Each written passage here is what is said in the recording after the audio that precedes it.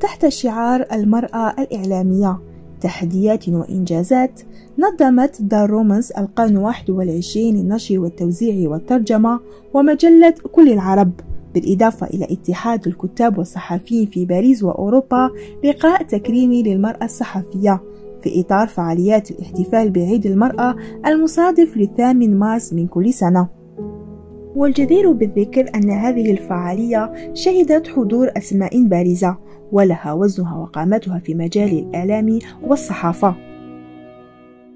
مساء الخير عليكم، سعيدة جدا بالتواجد هنا بمشاركة الإعلاميات. هذه التجربة، هذا المجال يفتح لهم يتذكروا الماضي، بدايات في عندنا عدة إعلاميات من عدة مجالات في عدة عهود نقدر نقول.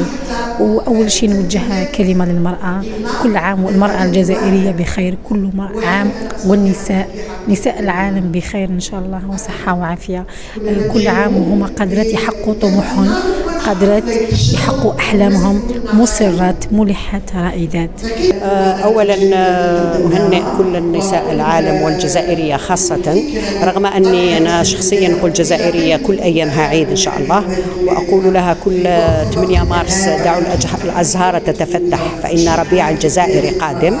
وكذلك أشكر المنظمات تاع الساهرات على هذا الحفل والتكريمات للزميلات سيدة سليمة مليزي. وكذلك أقول لها لك أن تفتخري يا جزائرية، لأن لك أصول قوية وأصول متينة، ما نحن إلا فروع لتلك الأصول.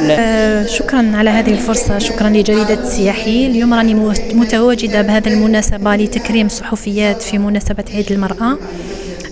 يعني هي مبادرة رائعة للحديث عن الصحافة، للحديث عن دورنا كإعلاميات، لأننا نسعى اليوم بكل ما أوتينا من قوة، بكل ما أوتينا من علم لمساعدة المرأة وللوقوف بجانبها في كل قضاياها، سواء بالقلم أو بالصوت أو بالصورة.